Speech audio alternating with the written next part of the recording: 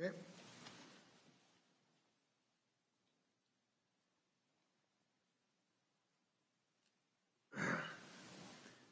You ready, Chair? Good afternoon. Today I would like to talk to my fellow Washingtonians about some of the businesses and business organizations that have successfully reopened under our Stay Home, Stay Healthy initiative, and specifically with all of the hardworking people across the state who are doing all they can to keep themselves healthy and comply with our healthy initiative. We know the economic impact of COVID-19 has been severe on businesses and families. The sacrifices across the state of Washington are profound, but we also know we're making progress, and by entering phase one of our efforts, we have some good news, I think, today about some of the successes people have had being able to open businesses and still maintain the health of themselves, their employees, and our communities. And I think the enterprising Washingtonians get it. We know this: there is no economic recovery without a recovery of our health in the long term. Representatives of different business associations that represent members across the state are joining me today for this discussion. And our office has worked with these groups and others to develop health guidance for reopening businesses in this era of COVID-19. And it's part of our Safe Start Washington planning process. The individuals in their associations who are here today really are representative of the vast, vast majority of businesses in Washington that are taking appropriate measures following the guidance of our Stay Home, Stay Healthy initiative and helping us get our state eventually back on a healthy footing. These business leaders really recognizes the role they play in promoting the general health as well as their business interests. So I'm joined today by Renee Sunday of the Washington Retail Association. She will focus on the curbside retail that we've now started in phase one. Jen Moran of the Washington Auto Dealers Association. She'll focus on car dealerships and some of the creative things they're doing. And Anthony Anton of the Washington Hospitality Association, who will talk about some of the efforts now going on at restaurants to keep us fed and healthy.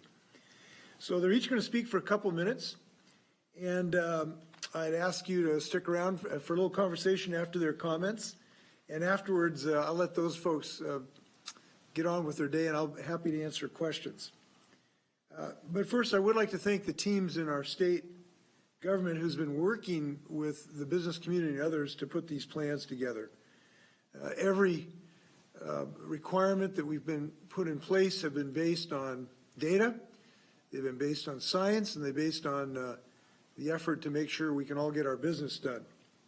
So once again, we want to make sure you know that data we're using to make decisions, and that is available at coronavirus.wa.gov, coronavirus.wa.gov. While we're still fighting this highly contagious disease, it's important to recognize the progress we've made. So I'm grateful to every Washingtonian for being in this together, all across the state of Washington. With that, I'd like to turn over to Renee for some comments. Renee. Thank you, Governor Inslee, and good afternoon, everyone. Again, I'm Renee Sunday, President and CEO of the Washington Retail Association. And on behalf of Washington retailers, big and small, urban and rural throughout the state, we're happy to see the phase one reopening of retail through curbside pickup this past weekend, just in time for Mother's Day. And now with phase two safety guidelines in place, we're excited to see the reopening of retail take another big step forward. Yesterday, a boutique retailer in Wenatchee told me about the gift bags that they created to deliver curbside to their loyal customers who are excited to shop local for that perfect gift for mom. Small businesses and retailers of every size are innovators at heart, because that's what great customer service is all about. Many retailers open during the first 45 days of the Stay Home, Stay Healthy order mastered the art of curbside and drive-up service, protecting employees and customers with a safe product delivery. Retailers have risen to the challenge of COVID-19 crisis to serve the needs of people across the state. Because the safety of employees and customers is a top priority for retailers, we've been gathering best practices and lessons learned over the past 2 months. We've worked with the governor's team to carefully develop guidelines for safe distancing, sanitation, and personal protection for the opening of curbside retail, and after that, the phase 2 opening of limited in-store shopping. This is an important step on the path to safely returning over 400,000 retail employers to their jobs and leveling the playing field for all retailers through phase 2 of the governor's reopening plan. I want to personally thank Governor Inslee for the excellent work of his staff and the team at the Department of Commerce. We value the opportunity to collaborate with your staff as they engage with a wide range of industries and stakeholders to keep Washingtonians safe.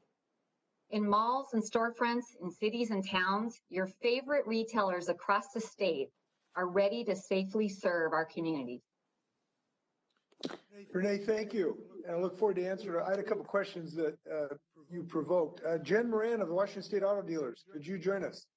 Yes, good afternoon. As the governor mentioned, my name is Jen Moran, and I am the executive manager of a family-owned auto group in the Seattle area.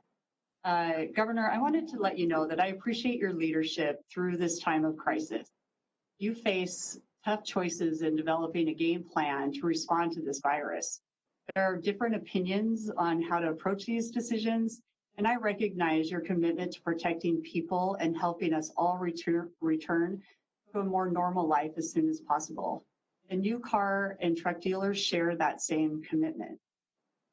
When the Stay Home, Stay Healthy order was first adopted and auto sales were suspended, like all businesses experienced and are still experiencing, it was painful, not just for the dealer, but our employees, our customers, and our communities.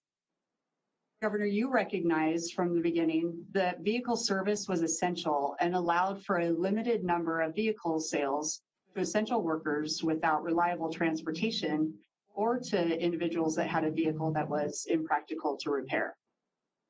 This gave auto dealers the chance to perfect how we can sell cars safely. We continue to appreciate the opportunity to work with you and your staff to develop safe sales procedures that follow the recommendation of the CDC and the Department of Health. These safe sales procedures protect customers and employees by doing a few things. First, they reduce face-to-face contact. They allow customers to begin purchasing a new car from their homes and allow many of our employees to also work from their homes. When a customer comes to complete a sale, the dealerships have been reconfigured to ensure there is social distancing. Employees and customers are using personal protective equipment, and as many of the documents as possible are completed online or via mail. 6-foot distances are clearly marked in dealerships, both in the sales and service departments, and sneeze guards are used extensively. Surfaces inside the dealership are sanitized regularly as well, including before and after every transaction. Vehicles are also fully sanitized before they're delivered to a customer. These are just some of the precautions and procedures we have implemented. But this is about more than just selling and servicing cars. We have built our reputation in the communities we serve by continually showing our customers we care. Dealers across the state know our business depends on customers and employees feeling safe, and that is our top priority. So thank you, Governor Inslee, for trusting dealerships to implement procedures that give everyone confidence cars can be purchased safely. Thanks, Jen. I appreciate it. And now we have Anton of the Washington Hospitality Association. Governor, thank you so much for your faith in our state's restaurants to put them in phase 2. As you know, our restaurant industry has been one of the hardest hit. Got over 130,000 unemployment claims, and our business is down 70%. And our members are just facing unprecedented challenges. And so this was welcome news that we've worked together to earn our trust and put us in a position to open. We're really confident in our ability to open safely. We already are trained, and our employees are trained in food safety and sanitation and are permitted by the Department of Health to make sure our guests are safe. And we daily practice hand washing and sanitation. And we even have a person in charge already before this crisis that's in charge, make sure that our operations are safe. And so as we adopt these new standards moving forward, we're feeling confident that our guests are going to be treated to not only a great experience, but a great and safe experience.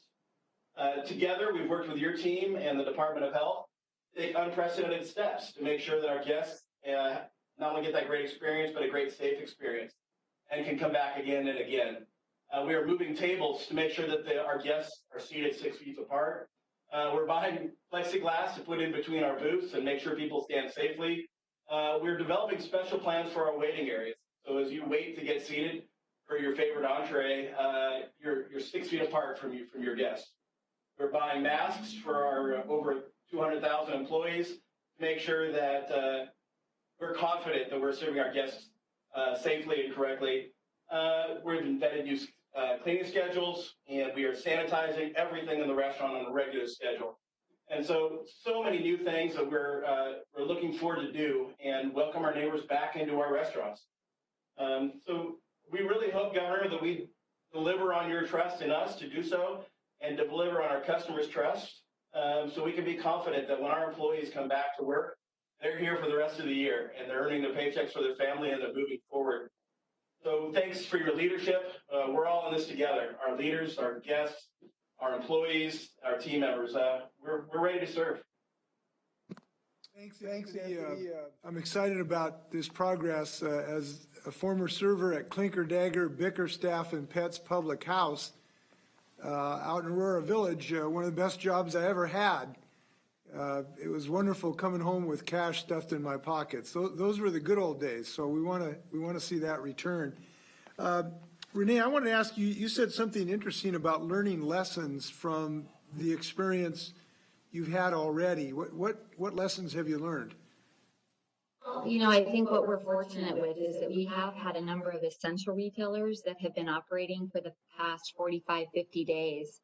And as the virus played out, we were learning about what needed to be done to protect customers all the way through those 45 days. And so I think as we take those lessons learned, things that worked well, things that didn't work as well, many of our retailers that are looking to open up their doors now have a base of lessons that we've been able to incorporate working with your staff. And those have been embedded into phase 1 guidelines as well as into phase 2. And I think we'll continue to create a safer environment for customers, for employees, even for the vendors that are interacting with our stores as well. Well, I'm very proud of our business leaders here, and they're so entrepreneurial. And while we go through these phases, to me, the watchwords are we need to be incremental and we need to be innovative. And it sounds like you've done both in the industry. Have those sort of innovative ways of doing business, plexiglass, cleaning, have those really intruded in your operations? Have you been able to do a good business doing those things, or have they slowed you down markedly, or what's been your experience? Well, that's a really good question. And I think it's certainly changed the way we do business in retail. Employees are getting used to that transition, and so are customers. But I think more importantly is, retail is all about customer confidence, and we have to have customers that are confident in coming into retail stores. And so I think the inconvenience is far worth it when you're talking about protecting health and building confidence with those customers. I can certainly understand that. Anthony, what lessons have your folks learned? You've been doing curbside delivery of delicious food here now for a few weeks. What have you learned as far as customer acceptance of that and confidence in the health situation? I do think this time period, and Governor, thanks for allowing us to do takeout and delivery and pickup during this time frame. We've really learned how to appropriately and with our guests' assistance use social distancing while you're waiting in lobbying, standing in line, I think that first week we had to adjust, and we did. And our guests were so patient with us, and we appreciate it. I know over Cinco de Mayo, a lot of people came to get their favorite Mexican food, and I was one of them. And overwhelmingly, people came in, and yet they were patient with their servers, learning how to stay away from each other, standing apart, taking a breath, and realizing we're all in this together. I also don't think that the new menu items we've developed during this time frame are going to go away. We've really learned about family meals and other areas that travel well for delivery. And so I think when you're forced to learn something new, sometimes you make great changes. So I think many of the new items you've tasted in the past 2 months while we've been in this scenario are going to continue on. And so that will only help us as we make these other adjustments and come out of this together. That's great. What would you, so Jen, so they're going to curbside retail now in her operation. What would you share with her of your experience doing the takeout as far as, how do you keep people, when you're waiting at the window, separated while they're waiting? What have you learned about those experiences?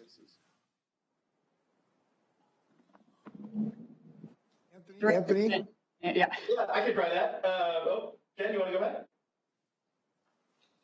Jen, Governor, I think what I'd say on that is one of the things we've learned is guests are really understanding about waiting in their cars.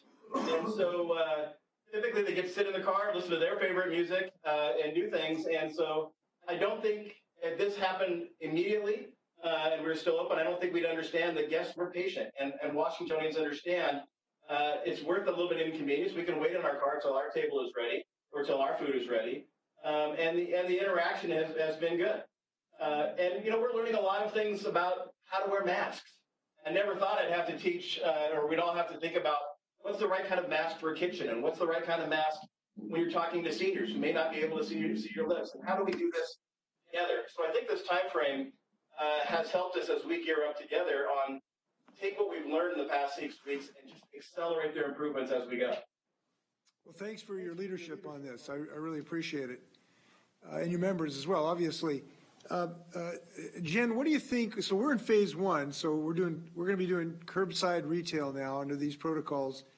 Do you have any sense of how many establishments will actually want to do that right now, to do the curbside? I would imagine that most of us, if not all of us, would. We have to adapt to what the changes are presented, in front of us, and I think it's a great opportunity to do a reset and listen to customers. And I think the convenience of being able to purchase a car online almost beginning to end, I think will be something very attractive to buyers. It's less time in the dealership. They can go at their own pace. They have the ability to shop a wide range of models. I think this is something that will really be well received in our industry. Yeah, Renee, what are your thoughts of your members? What do you? Yeah, I think honestly, when curbside opened up this weekend, I heard from a number of members that were so excited about just having the opportunity to be open to their customers. Mm-hmm. It's not the same as having a customer sometimes in a store, depending on the type of merchandise. But I do believe retailers are looking at how they can be creative during this next phase. They're certainly anxious about being good stewards of an opportunity to put in place protocols so that phase 2 quickly opens up. There's no doubt that retailers are very much looking forward to that. But we are really seeing creativity around the state, whether it's the small businesses I referenced on Main Street, or some of the standalone specialty retailers, or even retailers within malls that are now going to be able to open up and do curbside, just like some of our existing larger retailers were doing during the essential phase. So across the board, I think we're seeing a desire to be creative because retailers want to serve customers. But it is definitely a next step to where all of our retailers want to be, and that's with customers inside their stores. Well, I want to thank you for your insights, also reminding me that my wife's birthday is next week. So thank you. That you've done a great service for the governor here. I appreciate that. Anthony, can you tell us what's been most useful to give your employees confidence that they're safe at work? What has been important in that regard?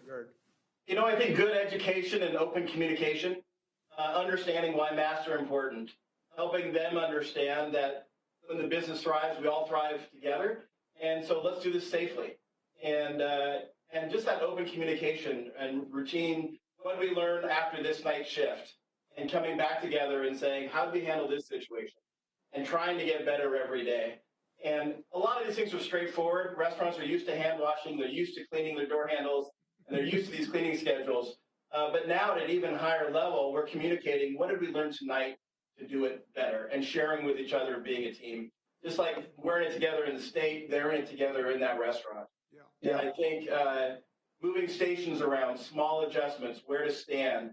You know, the first couple of weeks when we were doing takeout, we didn't have a good lobby management plan, but we developed them. And most of those ideas came from our great teammates who said, well, what if we did this? And how do we keep people out of the rain and wait in cars? And just so many cool ideas and teamwork came together to make this happen. Well, it's an innovative industry, so I'm glad you're innovating. We appreciate that. Listen, I've got some good insights listening to you. Does anybody have something they'd like to share with us before I free you from other duties? Any other insights we should know about?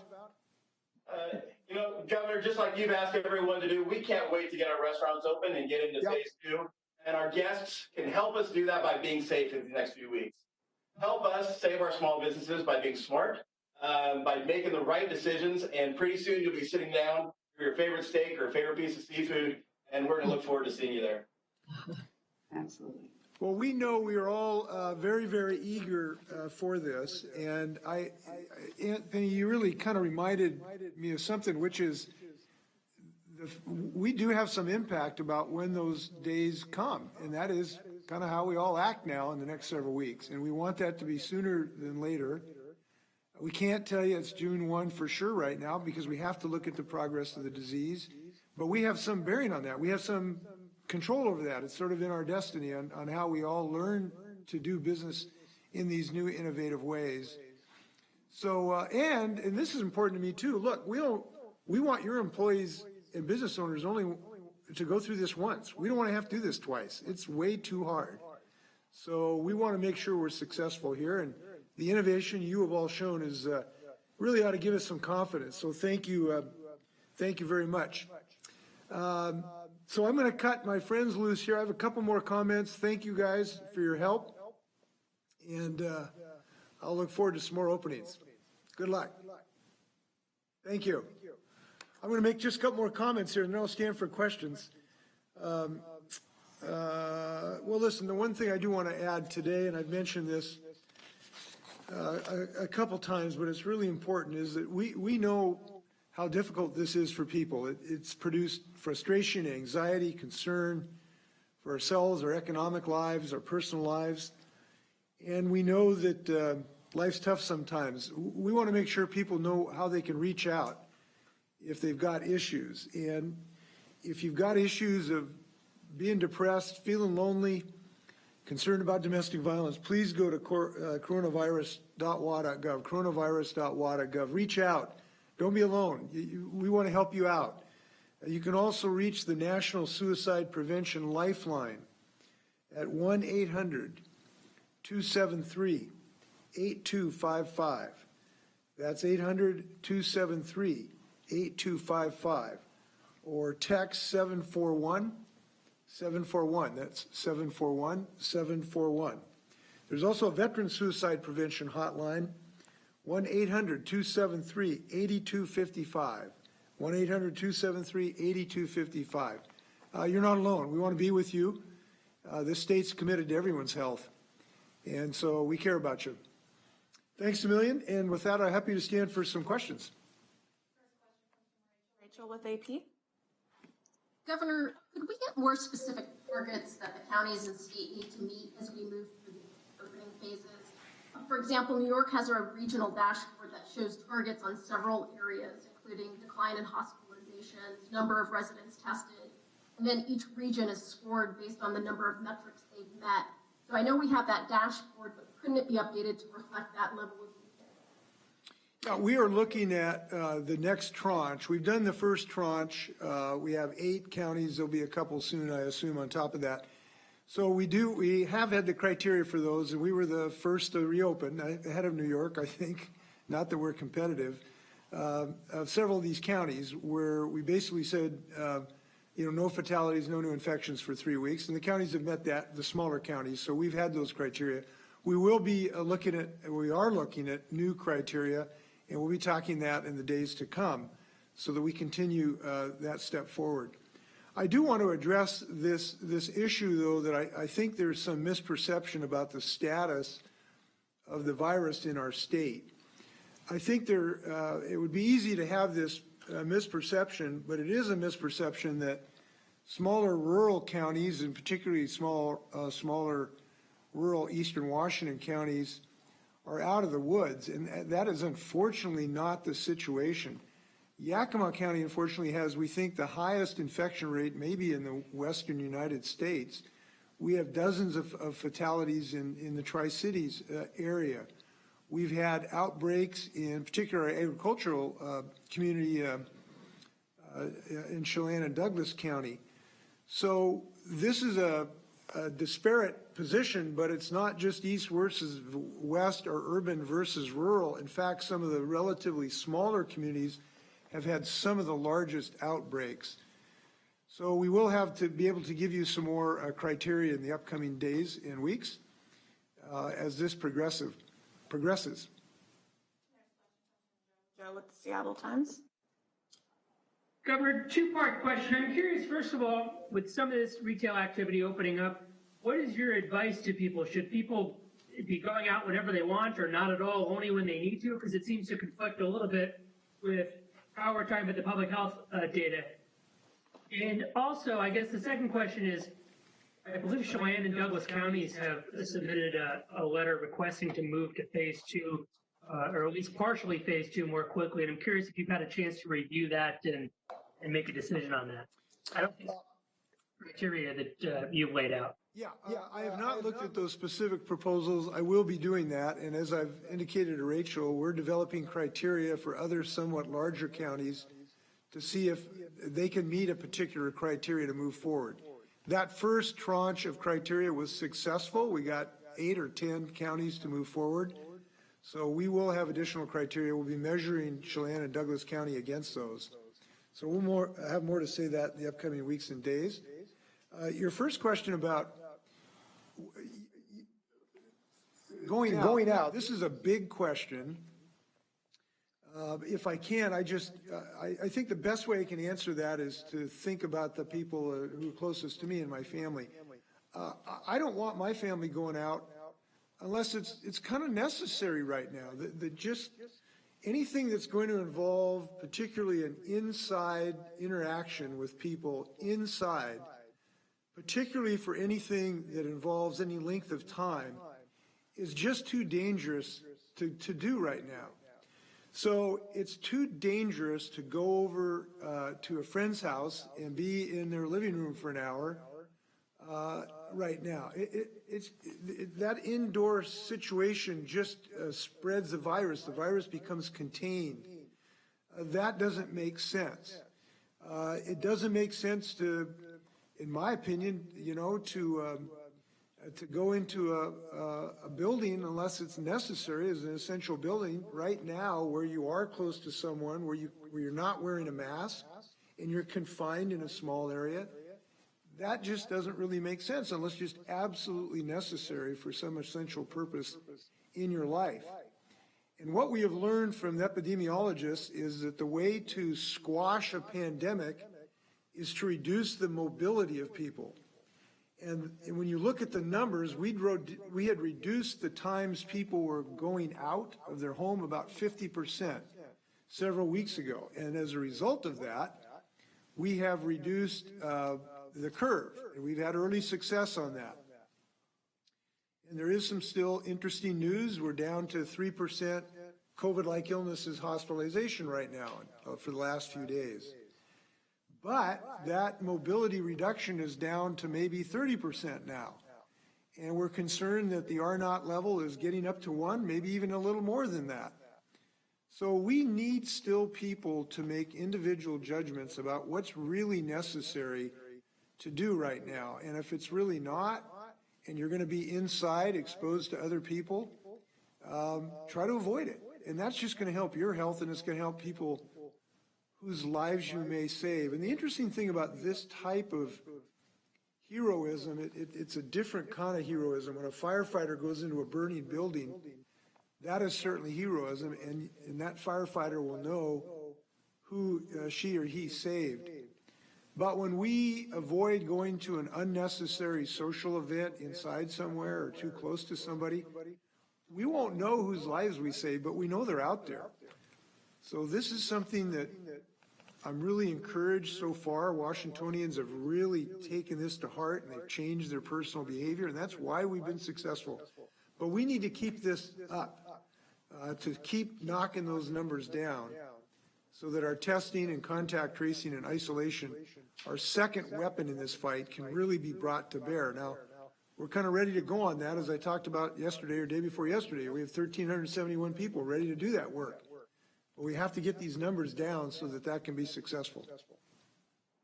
Next question comes from Essex with Cairo. Yes, Governor, two questions for you. More than 1 million people now have filed for unemployment in Washington state. We have the slow reopenings. When do you think those slow reopenings will make a difference in bringing jobs back? And second, we saw a casino open yesterday, huge amounts of people lined up to go in. What were your thoughts as you saw all those people in line? Well, hopefully jobs are coming back now because we have entered phase one. We've restarted auto sales. We've started curbside retail operations. Golf courses are opening up. So there's any number of businesses now that have increased their operations, and I presume that's going to help in our employment figures. But we're a long ways from getting back to normal economic activity. It's just a long ways away from that, because we know that the numbers are still so high in our virus that it just can't justify opening up all these businesses right now. It'd just be titanically too dangerous to do that. So it's going to be longer than we would like to get everything back to normal economic operations. We just have to reconcile ourselves to that. But what we know is when Washingtonians do put their shoulder to the wheel, this can have a positive impact. It has saved lives. It has bent the curve. It has demonstrated that when we follow the science, we will help the health of our families. So that ought to give us confidence to continue on this incremental, innovative approach, step by step, to rebuild our economy. And we're making those steps. You heard these business people today talking about the success, and I know these business folks are really excited about the reopening that they're engaged in. And they've been able to do this because they've been creative, they've been innovative, they've been willing to change their normal operations to keep us all safe. And we ought to be appreciative of that and look forward to more success. That's why one of the reasons we had this discussion today. The casino operations, as you know, are not something in my jurisdiction. The tribes have independent decision-making about that, and that is not something that I control. I have expressed to the tribes that I would very much be more pleased if their openings were consistent with some of the business openings in our state. And so on several occasions, I've expressed the wish that they would wait to be more consistent with other operations for obvious reasons. But I have been hearing from them that they're going to be very diligent in their hygiene efforts, and I hope that they're very, very successful because we want to keep people healthy. Next question comes from Jim with the Spokesman Review. Governor, will elective surgeries be allowed to start next Monday? We're hearing from some people who aren't sure they can resume and wonder if that order is going to be extended now. Well, we have issued an interpretation that should be allowing significant additional procedures to go on, and I'm not sure if I quite understand your question because we have already issued that interpretation to allow them to move forward. So I may have to do some checking and call you back with a clear answer of your question because it doesn't quite sync up to our understanding at the moment. So I will call you later this afternoon on this, if that's okay, Jim. Next question comes from Keith Wiscoma. Governor, I have a question on the timeline again. As you look at your dials and the different parameters, are you still on target for June 1st to moving into phase 1? And are hospitals and dentists still on target for opening early next week? Well, yes, I think that the things you're referring to in medical conditions, we're moving in the right direction. As far as June 1, as I've said, we would like to move to phase 2 on that date, but we cannot guarantee that. It cannot be set in stone. And the reason is that the virus is the one that's ultimately going to determine when it's safe for us to move to phase 2. And that's just a reality. That plus the preparedness of counties to be available to do the work we need to do for the contact tracing and the isolation. So those are two things that we are moving towards in a very, I think, positive direction. You heard some of the good things that businesses are doing today. And I am very hopeful that we can go ahead in June 1st. But that is just not a guarantee because we are not going to take steps that are going to endanger people's health, particularly given the progress we've made. And I do think, as I've expressed, I think this is one of the more difficult parts of the arc. If you look at this as an arc, you know, we saw the infection rates go up. We did some really hard, smart things. We drove it down. So now we're on the down part of the curve. But that's actually the hardest part of the arc because we're all so eager to get back to normal operations. But we have to still continue to make decisions based on the data. So I do know one thing about Washingtonians. We do not like snatching defeat from the jaws of victory. And we have victory, or at least a way we can live with this virus in our sights, and we're not going to snatch defeat from the jaws of victory here. Next question comes from Jim with the News Tribune.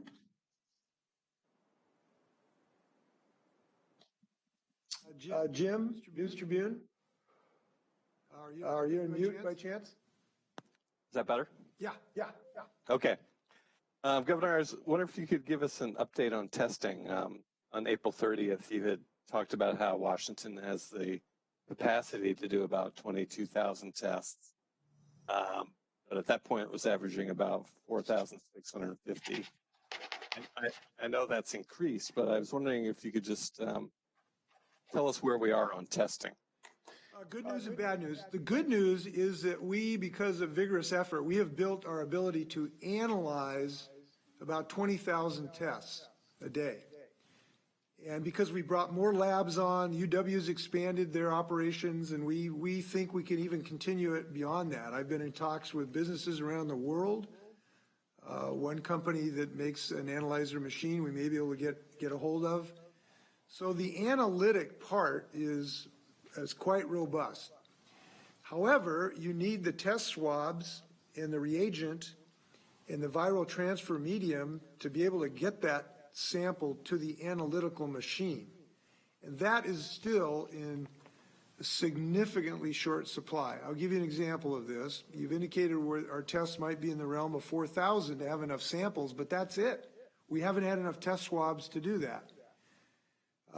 And as you know, I've been urging the president now for months to invoke the Defense Production Act earlier to try to increase the production of those swabs so that I and 49 other governors would have access to them. We've been told that we've been told that the federal government is going to provide essentially enough swabs for us to use that analytical capability. But it's middle of May, and we still have only received 10% of what we were promised for May. So this is still a very precarious situation. We are really hopeful that the federal government will honor its commitment to us for those swabs for May so that we can actually increase this testing capability. But without the swabs, we can't do the tests.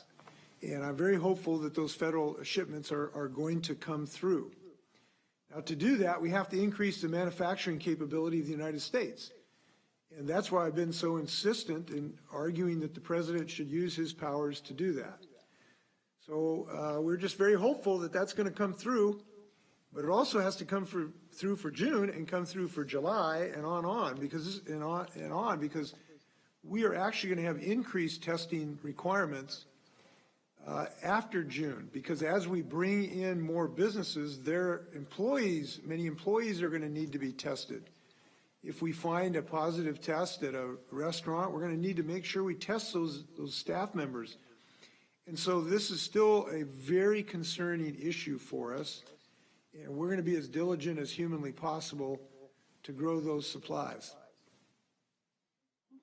Next question comes from Hannah Scott with Priority. By the way, I should note, if I may, before Hannah, if you can pause for a moment. Look, we've been buying this material by the state as fast as we can, too. It's not like we're asleep at the switch. We are searching the world to buy these materials, and I mean the world, to buy swabs and reagent and viral transfer media. So the state itself is purchasing this equipment. It's not just relying on the federal government. But the federal government has levers to turn to increase manufacturing much more than the governors, Republicans or governors. So this is all hands on deck. Hi, Governor. I have two questions. First, yesterday you put a hiring freeze in place as well as a freeze on equipment purchases.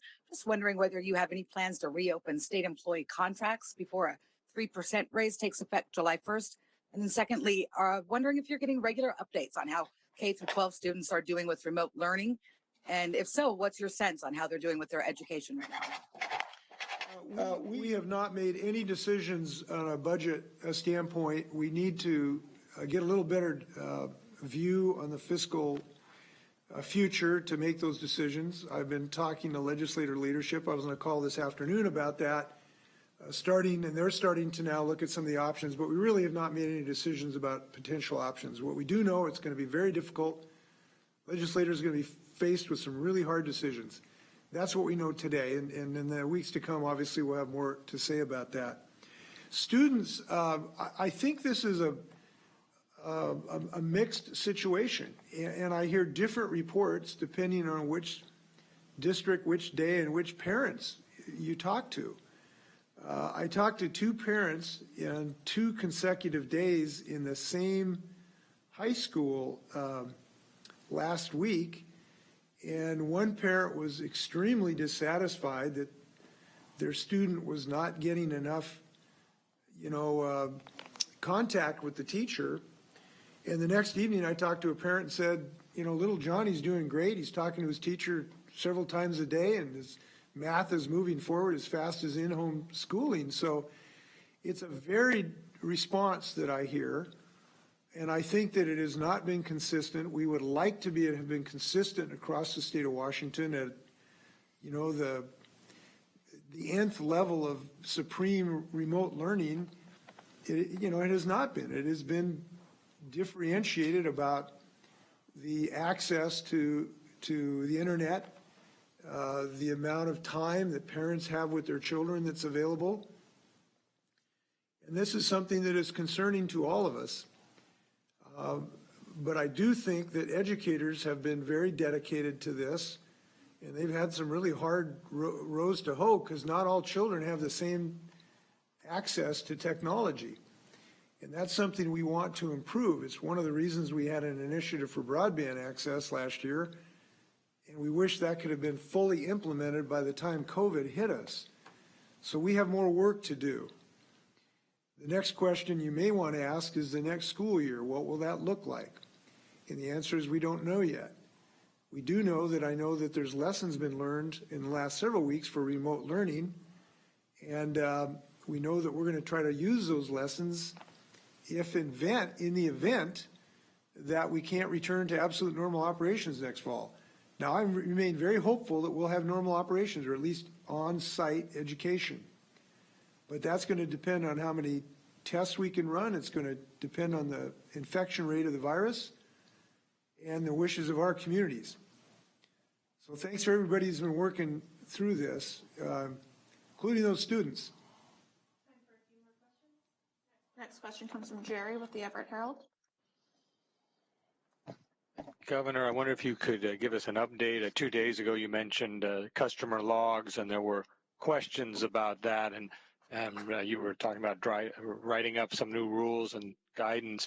So if you could update us, if customer logs will also be required at personal and professional services, so barber shops, nail salons, et cetera. And then secondly, I wanted to go back to the question from the Seattle Times. You had just had on representatives of retail and restaurants, and it was very upbeat. But your message seemed to be that you might not go to a restaurant or a retail store because that's unless it's absolutely socially necessary. So I'm wondering if the public might be getting the message that the governor's not going to eat out when the restaurants open initially. Well, no, look, when when restaurants are open, they're going to open with good protocols and good hygiene practices. And we're going to make sure of that because we'll have protocols in place. And when that happens, I'll be very confident to go out to a restaurant because I know that we'll have protocols to keep people healthy, including my family. So no, I won't be reluctant to do that at that point. But I wouldn't do it today because I know how dangerous this virus is and how today, this particular date, we have to remain constrained in how much we have physical interaction with people. And as the weeks go by, this infection rate we hope will decrease, our testing capability will increase, protocols will be in place to do things in the right way that will be different and will have to be different as we start to have an incremental phasing. This is an incremental process. When that happens, I'll be confident to do that, but it is not today. And I want to repeat, with my loved ones, I give them advice. You just should restrain any way you can reduce your physical interactions with people. You should consider doing that. But people who go out and have curbside food from a restaurant today, I think that's great. It helps your restaurant, and I think there's a way to do that safely, in part because restaurants have been creative, and we've come up with protocols to make sure it's done safely. The issue about the contact tracing, I think where we're going to end up is we're going to give customers an option about leaving a phone number or the like so that they could be contacted. I think that's where we're going to end up on this. We'll have more to say on that in the next day or so. I do think it makes sense that if you go to a restaurant and if you want to know later that you may have sat next to somebody that was infected, you may want to know about that for your own safety. And I think restaurants ought to be able to help on that, just to keep those records private, can't be used for marketing, erased after 14 days, all those protections. I think some people are going to want to use that service. Next question comes from Robert with Fox.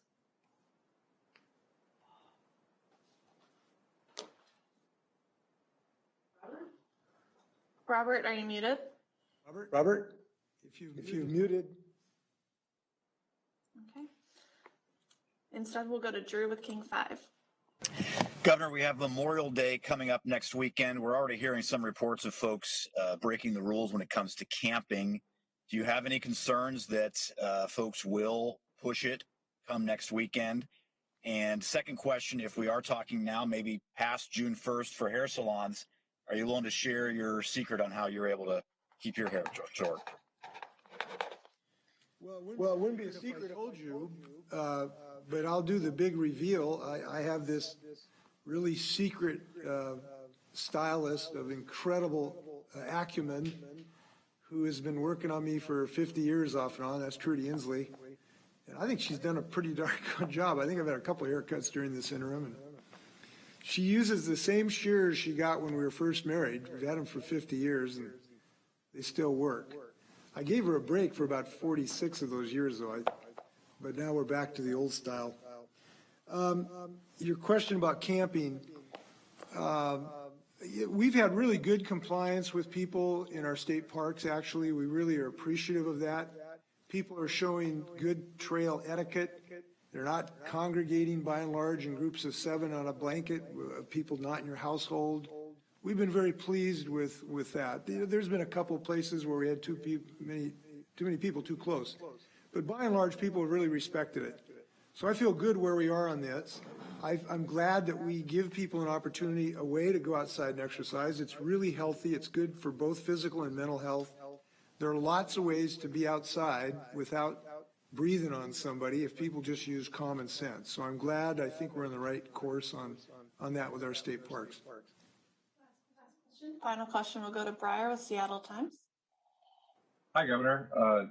Last month, John Hopkins issued some guidance to governors saying that a shift to phase 2 could be considered when rapid diagnostic testing capacity is sufficient to test all people with COVID-19 symptoms as well as close contacts and those essential roles. Recognizing the supply challenge and hoping the feds come through, at what point will Washington have capacity sufficient to test all people with symptoms and their close contacts? Well, I think if we get the swabs that we've been promised by the federal government, if those shipments come in, we'll be in a position to do that. And we're very hopeful that's going to happen. So I believe we will be in a position both from the the sample system and the analytical capability, and obviously both are needed. So I feel good about that as long as we get those swabs in. So we hope the federal government's going to come through for us. No, thank you again. Please enjoy a beautiful weekend and wash your hands. Thanks a lot.